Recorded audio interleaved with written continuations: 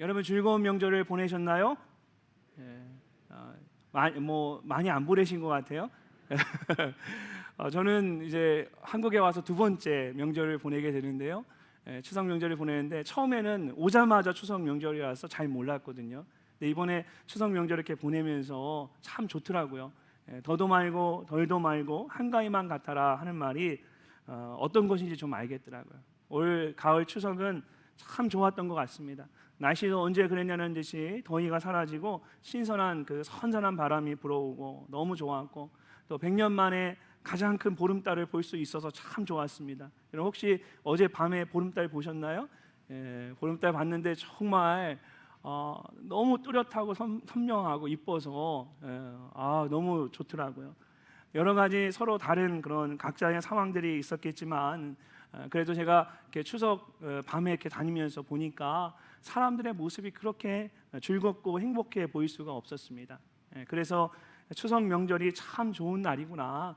그래서 한국에 계신 분들이 항상 명절 하시는구나. 그래서 제가 이번에 참 많이 공감하게 되더라고요. 그리고 또 한 가지 제 마음에 든 생각이 뭐냐면, 참 우리의 신앙생활도 이 추석 명절처럼 참 즐겁고 기뻤으면 좋겠다.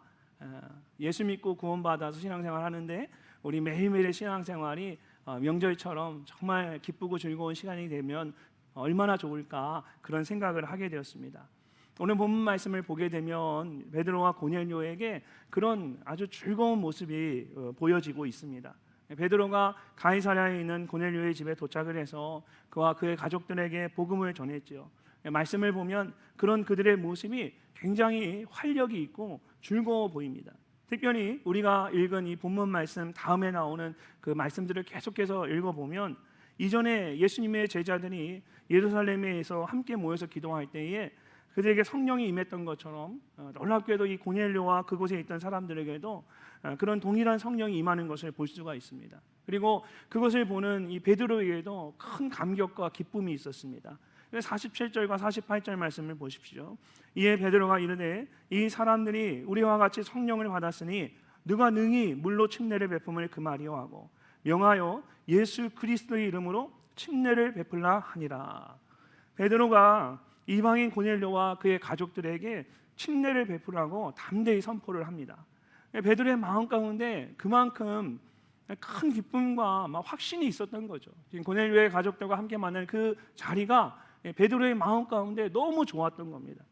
이런 신앙생활을 하다 보면 모든 것이 그냥 일상처럼 느껴질 때가 있습니다. 감동이나 기쁨이 없이 늘 하던 대로 형식적인 신앙생활을 하게 되는 것이죠.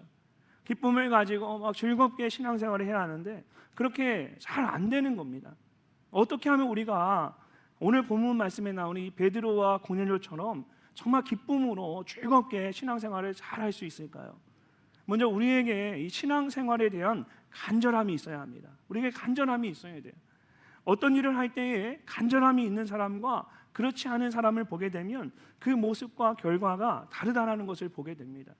저는 이렇게 꼭 이겨야 된다는 승부욕이 없습니다. 그래서 무슨 운동을 하거나 그러면 저는 같이 어울려서 시간을 보내는 게 제일 좋기 때문에 별로 이기고 지는 것에 그렇게 욕심을 내지 않습니다. 예전에 연애할 때 저희 아내가 저보고 당신 같은 사람하고 운동을 하면 재미가 하나도 없을 것 같다고 그러더라고요. 근데 친구들 중에 보면 정말 목숨을 걸고 하는 사람들이 있더라고요. 근데 저는 그런 것들은 별로 이렇게 욕심이 안 나더라고요. 주의 일에는 욕심이 나는데 같이 운동을 하거나 같이 윷놀이를 하거나, 어떤 분은 윷놀이 던질 때 정말 목숨을 걸고 던지는 분들이 있어요. 저는 별로 그렇게 거기에 욕심이 나지 않더라고요. 보면 달라요.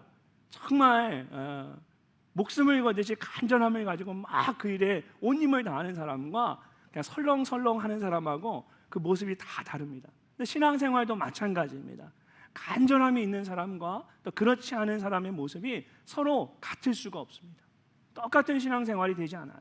오늘 말씀을 보면 여러분 고넬료에게는 그런 간절함이 있었습니다. 우리가 이미 지난 주일에 함께 살펴봤던 것처럼 그는 경건하여 온 집안과 더불어 하나님을 경외하며 백성을 많이 구제하고 하나님께 항상 기도하던 사람입니다. 이방인이었음에도 불구하고 그의 마음 가운데 하나님을 좀 더 알고자 하는 열망이 있었던 것이죠. 그리고 그런 간절한 마음으로 이제 베드로를 기다리고 있었습니다. 24절과 25절 말씀을 함께 읽어보겠습니다. 이튿날 가이사랴에 들어가니 고넬료가 그의 친척과 가까운 친구들을 모아 기다리더니 마침 베드로가 들어올 때에 고넬료가 맞아 발 앞에 엎드리어 절하니. 아멘. 베드로가 요빠를 떠나서 가이사랴에 도착했을 때에 고넬료가 그의 친척과 가까운 친구들을 불러서 함께 그 집에서 기다리고 있었습니다. 여기서 이 기다린다라는 말로 쓰인 헬라어 단어는 복음서에 보게 되면 사람들이 자신들을 구원할 메시아를 기다리거나 또 죽어가는 딸을 살리기 위해서 예수님을 기다리던 아버지의 마음을 표현할 때 사용된 단어입니다. 특별히 기다리더니라고 할 때에 오랜 기다림과 또 간절한 기다림을 표현하기 위해서 무엇 하고 있다라는 비동사를 미완료 시제로 함께 사용하고 있습니다. 계속되는 기다림의 상태를 표현하기 위한 것이죠. 실제로 고넬료의 기다림을 한번 생각해 보세요. 지금 고넬료가 기다리고 있는데 이 기다림은 사실은 굉장히 막연한 기다림입니다. 가이사랴에서 요빠에까지 50km가 넘는 먼 거리였습니다. 왕복 100km가 넘는 거리예요. 하루를 꼬박 걸어야만 갈 수 있는 거리였습니다. 고넬료는 하나님의 사자가 말해준 대로 그곳에 사람들을 보냈지만 지금 고넬료는 베드로가 누군지도 잘 모릅니다. 베드로가 요빠에 있는데 어디에 어떻게 있다고 말은 들었지만 정말 거기에 있는지도 잘 몰랐고 또 지금 사람들을 그곳에 보내지만 그 사람들이 그곳에 가서 베드로를 만나서 언제 다시 가이사랴에 돌아오게 될지를 고넬료는 알지 못하는 거예요. 그래서 가이사랴에서 요빠까지 가는데 하루가 걸렸고 그곳에서 베드로를 만나고 하루를 더 머문 뒤에 함께 그곳을 출발해서 돌아오기 시작했습니다. 근데 뒤에 11장 12절에 보게 되면 6명 고넬료가 베드로가 이웃 동료들을 데리고 왔는데 11장에 보면 그 사람이 6명이에요.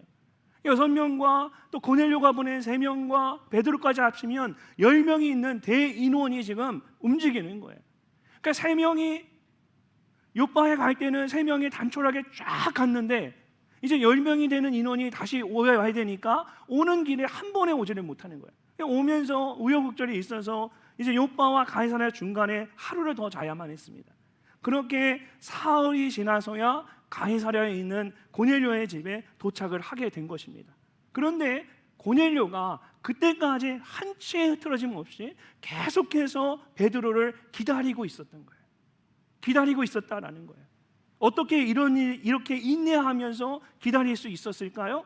고넬료의 마음 가운데 그만큼 간절함이 있었다라는 거예요. 만나고자 하는 간절함이 있었던 거죠.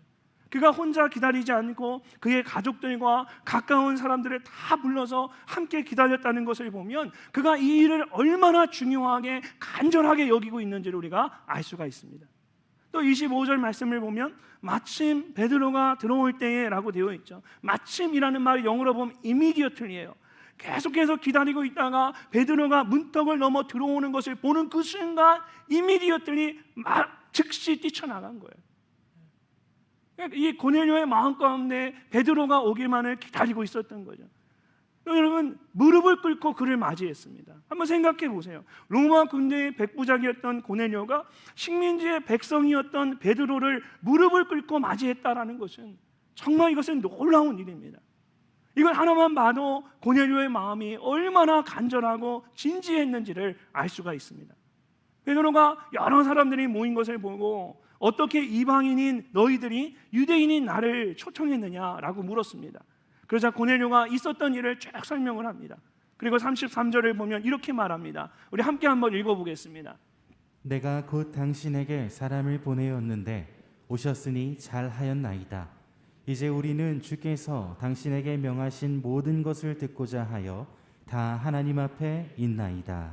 아멘. 이제 우리는 주께서 당신에게 명하신 모든 것을 듣고자 하여 다 하나님 앞에 있나이다.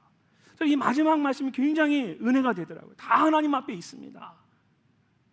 고넬료는 하나님께서 베드로를 통해 하실 말씀을 듣기를 간절히 원했습니다.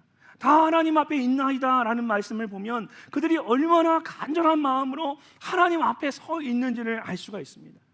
하나님께서는 이렇게 간절히 하나님을 찾는 사람들을 반드시 만나 주십니다. 누가복음 19장에 나오는 삭개오에 대한 말씀을 보게 되면 키가 작은 이 삭개오가 예수님을 보기 위해서 돌 무화과나무 위에 올라갔습니다. 세리장이었고 부자였던 이 삭개오가 정말 창피함을 무릅쓰고 나무 위에 올라갔다는 것은 그만큼 그가 예수님을 보기를 원했다라는 것입니다. 그런데 그런 그를 먼저 보신 분은 예수님이었습니다. 예수께서 그곳에 이르사 쳐다보시고 이르시되 삭개오야 속히 내려오라. 내가 오늘 내 집에 유하여야 하겠다.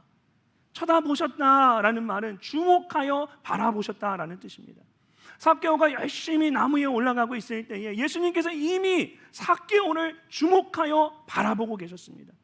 삭개오는 예수님을 먼저 보기 위해서 올라갔는데 그 간절함을 위해서 가지고 올라가니까 이미 예수님께서는 이미 그를 지켜보고 계셨다라는 거예요.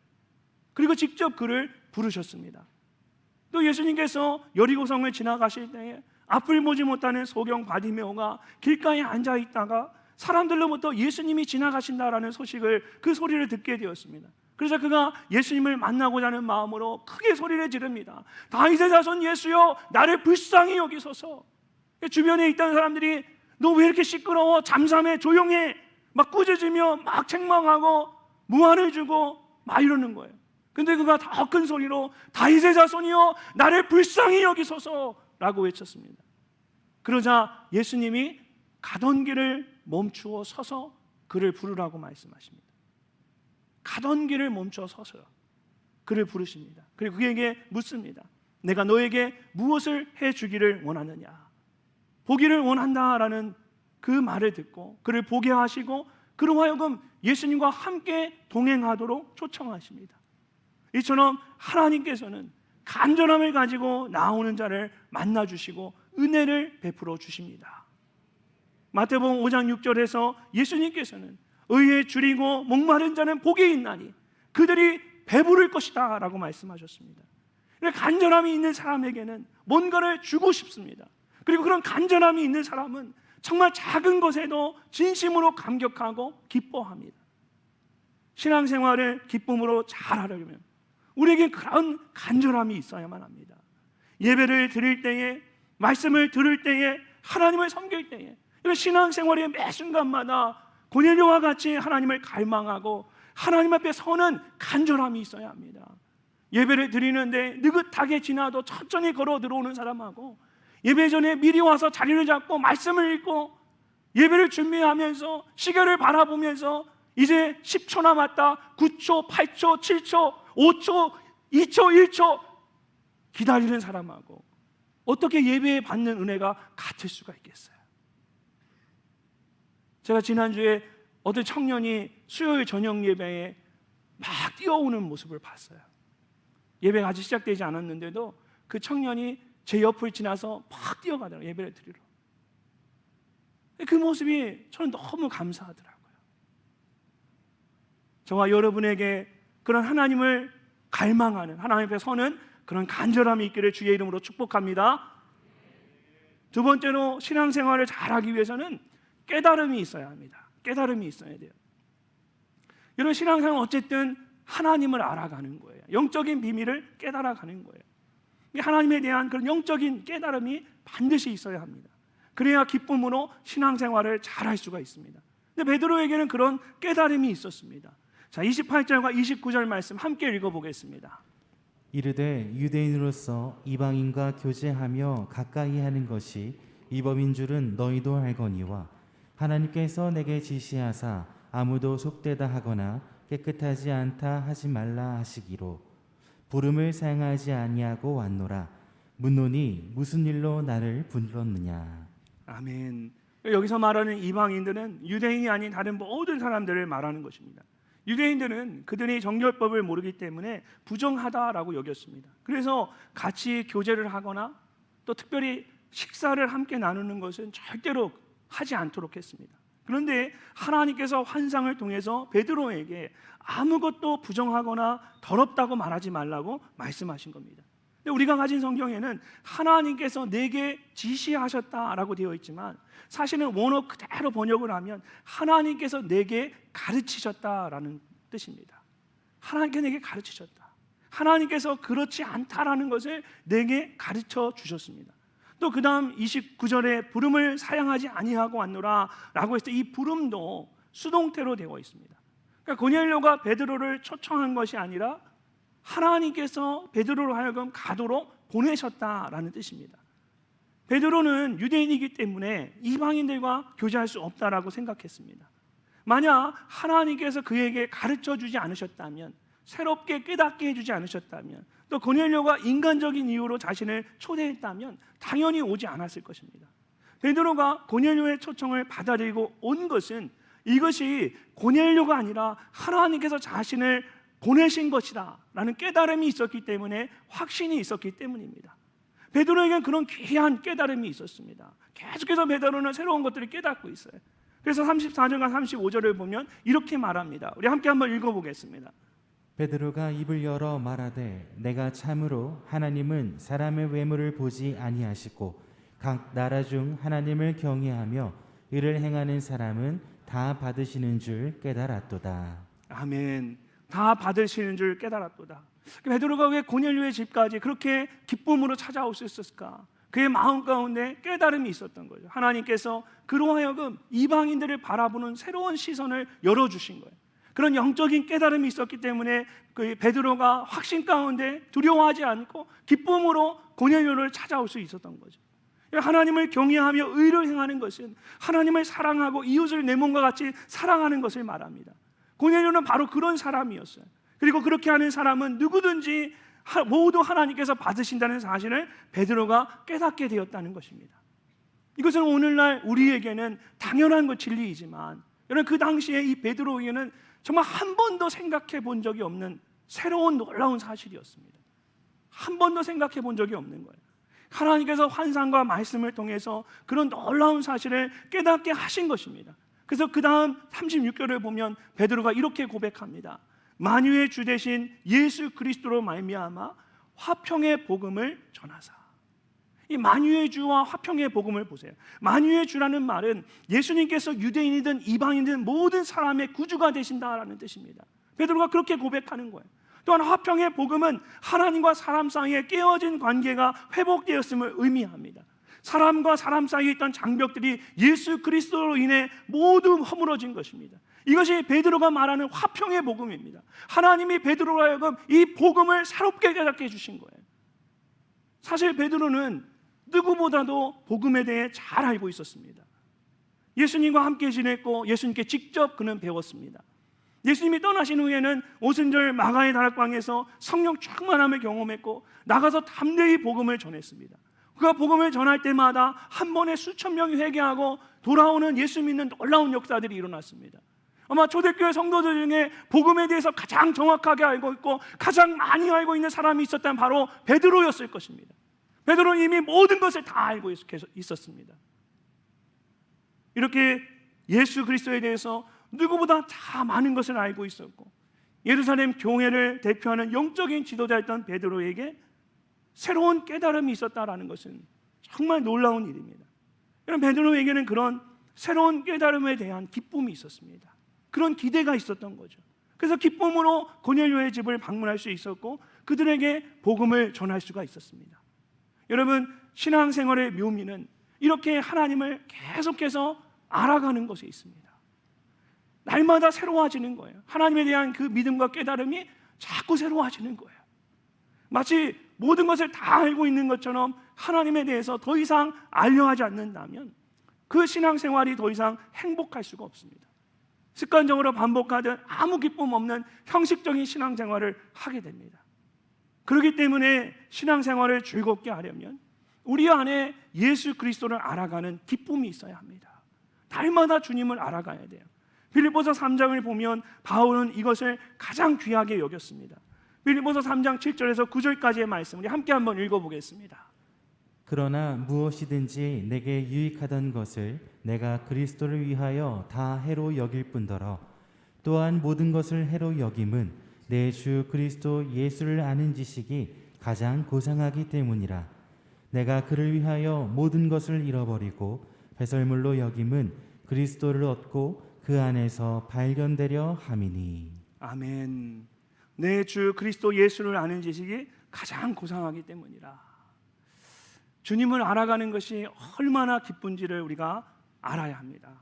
제가 말씀을 준비할 때 가끔 말씀을 성경 읽고 연구하면서 제가 준비하면서 저도 모르게 희죽희죽거려요. 그러면 저희 아내가 그런 저의 모습을 바라보면서 가끔 그런 얘기해요. 참 신기하대요. 저렇게 재미있을까? 저렇게 즐거울까? 근데 말씀을 같은 말씀인데 또 읽고 또 묵상하고 그 말씀을 되새김질할 때마다 하나님께 주시는 은혜가 새로운 거예요.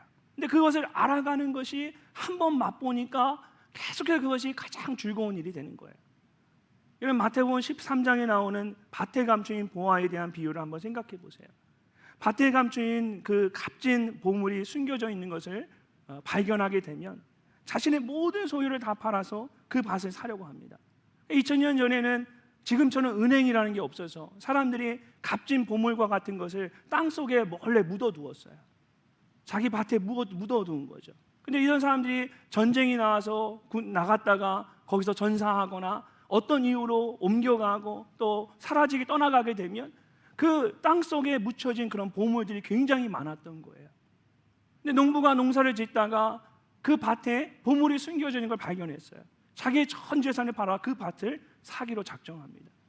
자기의 재산을 다 팔아 그 밭을 소유할 때에 그 밭에 보물이 감추어진 것을 모르는 사람은 그 사람의 모습을 보면서 무모하다, 어리석다 이야기할 겁니다. 그러나 그는 절대로 그런 생각 안 하죠. 내게 있는 모든 것을 다 사용한다 할지라도 그 밭에 얼마나 귀한 것이 값진 것이 있는 것을 알기 때문에 자기의 모든 것을 다 쏟아붓게 됩니다. 예수님을 알아가는 것도 마찬가지입니다. 바울이 고백한 것처럼 그것이 얼마나 귀한 것인지를 알면 내게 있는 모든 것을 다 희생하면서도 예수님을 조금이라도 더 알고자 하는 마음을 갖게 됩니다. 마치 사랑하는 사람이 생기면 그 사람에 대해 모든 것을 다 알고 싶어 하는 것처럼 예수님을 알아가는 것이 가장 큰 기쁨이 됩니다. 지난 한 주간 여러분의 삶 가운데 여러분 예수님을 알아가는 그런 큰 기쁨이 있으셨습니까? 저는 이번 한 주간도 하나님이 그런 은혜를 부어주시더라고요. 저는 매주 월요일이나 화요일 날 되면 말씀을 듣습니다. 온라인을 통해 설교 말씀을 들어요. 제가 말씀을 전하는 자이긴 하지만 저 또한 말씀을 들으며 은혜를 받아야 되기 때문에 정말 오래전부터 수십 년 동안 그런 삶을 살았어요. 월요일이나 화요일 되면은 제가 존경하고 정말 검증되어 있는 훌륭한 목사님의 말씀을 들으면서 저희가 하나님 앞에 개인적으로 예배를 드려요. 이번 주에도 제가 말씀을 듣는데 그 말씀이 너무 제게 마음의 은혜로 다가오는 거예요. 그 말씀을 듣고 말씀이 다 끝났는데도 자리에 일어나지는 못하겠는 거예요. 가슴이 막 콩콩콩콩 막 뛰어요. 경험해보지 못한 얼굴로 바라보시면 제가 정확하게 표현을 전달을 잘했는지 모르겠어요. 정말 가슴이 막 뛰면서요 일어나지는 못하겠는 거예요. 그 말씀을 통해 받은 그 은혜를 어쩔지를 못해가지고 주중에 새벽에 나와서 성도들의 기도의 제목을 가지고 기도하는데 제 마음에 좀 불편함이 있었어요. 근데 아침에 새벽에 와서 기도하는데 그 성도님 여러분들의 기도의 제목을 가지고 기도하면서 성도들이 얼마나 어떻게 신앙생활을 하는지 하나님 보게 하시더라고요. 그럼 하나님이 제 마음 가운데 불편함을 작은 그 불편함을 내려놓게 하시더라고요. 근데 그 깨달음이 너무나 감사해서 막 눈물이 쏟아지는 거예요. 전혀 예상치 못한 상황 속에서 성도들의 기도의 제목을 가지고 기도하는데 그 기도의 제목 속에서도 하나님이 내게 하나님의 마음을 깨닫게 해주시더라고요. 사랑하는 여러분, 이미 다 알고 있는 것처럼 신앙생활에서는 안 됩니다. 이미 다 모든 걸 알고 있는 것처럼 여러분 그렇게 신앙생활에서는 절대로 신앙생활의 즐거움을 경험할 수가 없어요. 우리 안에 있는 그 주님을 조금이라도 내가 더 알고자 하는 그런 마음이 있어야만 합니다. 에베소서 3장에서 바울은 예수 그리스도에 대해서 이렇게 말합니다. 그 너비와 길이와 높이와 깊이가 어떠함을 깨달아 하나님의 모든 충만하신 것으로 너희에게 충만하게 하시기를 구하노라. 우리를 향한 그리스도의 그 사랑은, 그 마음은 그 너비와 길이와 높이와 깊이를 알 수 없을 만큼 크고 놀라운 것입니다. 그렇기 때문에 우리가 평생을 알아가도 다 알 수 없는 것이 주님의 사랑이고 주님의 마음이에요. 2주 후부터 평신도 성경대학인 LMC가 개강이 됩니다. 다 아는 것처럼 생각하면 사실 배울 것이 아무것도 없습니다. 그러나 배우고자 하면 모든 것이 다 새롭습니다. 아무것도 아닌 것 가지고 하나님이 다 깨닫게 해주시더라고요. LMC 지난 학기부터 저와 제 아내가 기도에 대해서, 성령에 대해서 강의하고 있죠. 이미 그 강의를 들으셨던 분들도 다시 들으셔도 됩니다. 여러분 10년, 20년 지나면 다 기억이 나십니까? 저는 1년만 지나도 기억이 안 나더라고요. 그래서 다시 들으면 그 거듭되는 은혜가 있어요. 내가 이미 다 수강했고 나는 이미 그 과정 다 마쳤으니까 나는 안 해도 돼. 이제 예수 믿는 사람들, 처음 나온 사람들만 LMC 듣는 거지, 이렇게 생각하면 안 된다라는 거예요. 오히려 내가 더 열심히 참여하고 더 열심히 말씀을 사모해야죠. 그럴 때 하나님이 나에게 주시는 특별한 은혜가 있는 거예요. 이전에는 경험해보지 못했던, 깨닫지 못했던 새로운 깨달음이 있는 겁니다. 여러분 LMC를 통해서 너비와 길이와 높이와 깊이를 측량할 수 없는 그 주님을 알아가는 은혜가 여러분 모두에게 있기를 주의 이름으로 축복합니다. 마지막으로 신앙생활을 잘하기 위해서는 우리에게 나눔이 있어야 합니다. 나눔이 있어야 돼요.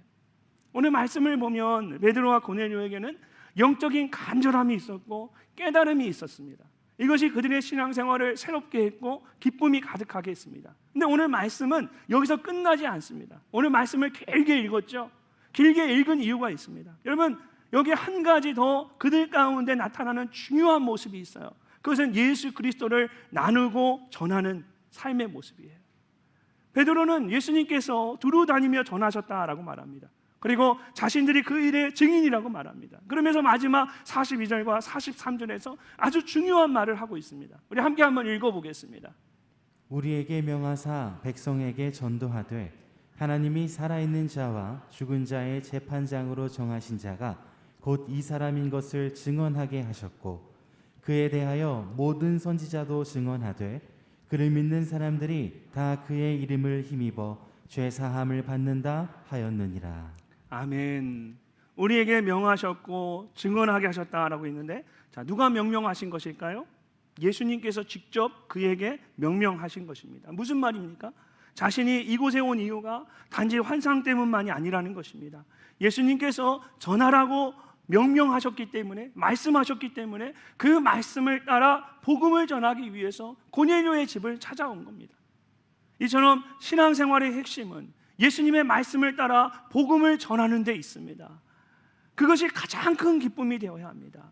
예수님을 알게 된 것도, 복음을 듣고 믿게 된 것도 감사하고 즐거운 일이지만 여러분 한번 여러분의 신앙을 나누고 복음을 전해보세요.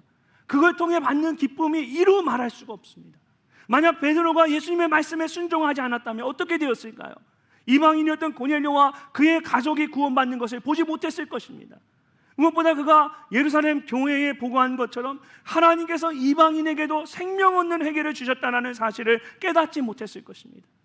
예수님의 명령에 순종함으로 복음을 전했기 때문에 이전에는 맛보지 못했던 새로운 신앙생활의 큰 기쁨을 경험하게 된 것입니다.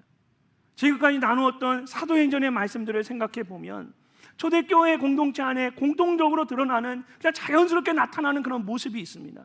서로 신앙을 나누고 복음을 전하는 모습이에요. 사도행전 2장 42절을 보면 예루살렘 교회의 처음 모습을 이렇게 말합니다. 그들이 사도의 가르침을 받아 서로 교제하고 떡을 떼며 오로지 기도하기를 힘씁니다. 말씀을 듣고 서로 교제했다라는 것은 주로 영적인 교제를 말하는 것입니다. 서로 떡을 떼며 성도의 교제를 나누기도 했지만 무엇보다 말씀 안에서 영적인 교제를 나눴습니다. 그 다음 46절과 47절에서도 비슷한 모습을 볼 수 있어요. 우리 함께 한번 읽어보겠습니다. 날마다 마음을 같이하여 성전에 모이기를 힘쓰고 집에서 떡을 떼며 기쁨과 순전한 마음으로 음식을 먹고 하나님을 찬미하며 또 온 백성에게 칭송을 받으니 주께서 구원받는 사람을 날마다 더하게 하시니라. 아멘. 이런 초대교회 성도들은 처음부터 어떻게 신앙생활했습니까? 성전에 함께 모여서 하나님을 예배한 후에는 항상 돌아가면서 가정에서 모여서 그 가정에서 따로 모여 음식을 나누고 하나님을 높여드리는 영적인 교제를 나눴어요. 우리가 함께 예배하는 것도 중요하지만 예배한 후에 우리도 함께 목장별로 모여서 같이 떡을 떼고 삶을 나누고 믿음을 나누고 기도하는 시간을 갖습니다. 이런 목장 모임을 하는 것이 얼마나 성경적인지 아시겠죠? 함께 모여 예배하는 것으로 우리의 신앙생활의 전부라고 생각하면 안 됩니다. 아직 중요한 부분이 남았어요. 예배하고 흩어져서 각자의 가정에서 모여서 함께 삶을 나누는 거예요. 그리고 그런 영적 나눔이 자연스럽게 믿지 않는 사람에게 도전이 되었고 복음을 전하는 기회가 되었습니다. 그래서 사도행전 5장 42절을 보면 초대교회의 모습에 대해 이렇게 말씀합니다.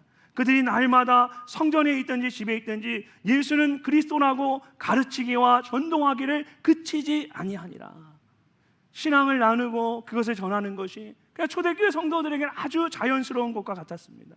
은혜를 받으니까 자꾸 그것을 나누고 싶고 전하고 싶은 거예요. 그럴 때 또 하나님께서 부어주시는 특별한 영적인 기쁨이 있었습니다. 그러니까 더 나누고 싶고 또 전하고 싶은 겁니다. 이것이 우리가 해야 할 즐거운 신앙생활의 모습입니다. 지금은 교회에서 모이는 가정들이 많지만, 그런 목장들이 많지만, 사실은 여러분 이전에는 항상 가정에서 목장 모임을 가졌습니다. 아까 말씀대로 그게 성경적인 거예요. 예배 드리고 가정에 돌아가면 가정에서 모이는 거죠. 가정에서 같이 저녁을 먹고 삶을 나누고 함께 기도하고 나면 밤 늦은 시간이 됩니다. 잠든 아이들을 안고 업고 밖에 나오면 그렇게 그 공기가 시원할 수가 없어요. 집안의 열기가 뜨거운 것도 있지만 사실 이 경험해 본 분들은 알죠. 같이 막 기도하고 삶을 나누고 은혜를 나누고 눈물 콧물 또 웃음바다가 돼서 막 몇 시간을 그렇게 함께 나누다 보면, 그리고 밖에 나와서 딱 가슴을 열면 그 세상이 얼마나 상쾌한지 몰라요. 밤하늘의 별들이 얼마나 선명하게 보이는지 몰라요. 함께 모여서 노래방 가서 막 2시간 동안 노래 부르고 한번 나와 보세요. 머리가 무겁고 아파요. 근데 2시간, 3시간 가정에서 같이 모여서 목장 모임 뜨겁게 하고 한번 나와 보세요. 세상이 달라 보여요. 기쁨의 근원이 다른 거예요. 지난 주일 오후에 새가족 환영회를 하면서 여러분 상반기에 교회에 등록하고 목장 모임에 참여했던 그런 새가족들이 모두 다 동일한 고백을 하는 거예요. 지난 몇 달간 늘사랑 교회의 목장 모임을 통해서 받은 은혜가 아주 컸다라는 거예요. 함께 신앙을 나누는 것이 너무 즐거웠고 그 속에서 하나님을 알아가는 것이 너무 감사한 거예요. 어떤 분은 남자는 남자, 여자는 여자, 남녀가 모이면 안 되는데 따로따로 모임을 가져야 된다, 이렇게 신앙생활을 해오셨던 거예요. 그래서 처음으로 저희 교회에 와서 부부 목장 모임에 처음으로 참여해봤대요. 처음에 몇 달 동안 계속 고집을 피우셨어요. 같이 못한다, 남녀가 모이면 안 된다. 그래서 자기는 남편과 따로 하겠다고 하셨는데 결국은 고집을 꺾으시고 부부 목장에 들어가셨는데 지난 주일날 오후에 고백하시더라고요. 자기가 정말 남편한테 미안하다는 거예요. 이렇게 귀한 모임이 있는 걸 모르고 남편은 남편대로 하는 나라, 그러면서 남편의 믿음 생활을 위해서 그렇게 눈물로 기도했는데 내가 남편을 위해서 정말 중요한 것을 하지 못했다라는 거예요. 그 목장 모임에 함께 있는 게 너무 감사하다고 고백을 하시더라고요. 여러분, 목장 모임을 소중하게 여기실 수 있기를 바랍니다. 그냥 주일 예배에만 해서는 제대로 신앙생활의 그 기쁨을 느낄 수가 없습니다. 목장 모임에 참석을 하셔서 서로 신앙을 나누고 복음을 들어야만 합니다. 그래야만 즐겁게 신앙생활을 할 수가 있습니다. 베드로와 고넬료에게는 그런 기쁨이 있었습니다. 고넬료의 집에 사람들이 함께 모여 있었고 베드로가 그들에게 복음을 전하고 나눴습니다. 그럴 때에 그들 가운데 성령이 강하게 역사하는 놀라운 일이 있었습니다. 예수 그리스도가 믿어지고 구원을 받는 큰 기쁨이 있었습니다. 여러분의 신앙생활 가운데 이렇게 함께 나누는 큰 기쁨이 있기를 바랍니다. 목장 모임을 통해서 영적인 나눔의 기쁨을 누리십시오. 믿지 않는 사람들에게 복음을 전하십시오. 그렇게 즐겁게 신앙생활 하시는 여러분 모두가 되시기를 주님의 이름으로 축복합니다. 많은 분들이 추석 명절을 맞아서 가족들과 함께 즐거운 시간을 보내셨을 겁니다. 그렇게 육신의 가족들과 함께 즐거운 시간을 보내는 것도 감사하지만 여러분, 정말 감사한 것은 영적인 믿음의 식구들과 함께 즐겁게 신앙생활을 하는 겁니다. 베드로와 고넬료의 가족처럼 간절한 마음으로 하나님 앞에 나아가고 하나님을 깊이 알아가는 것이 얼마나 귀한 일인지 모릅니다.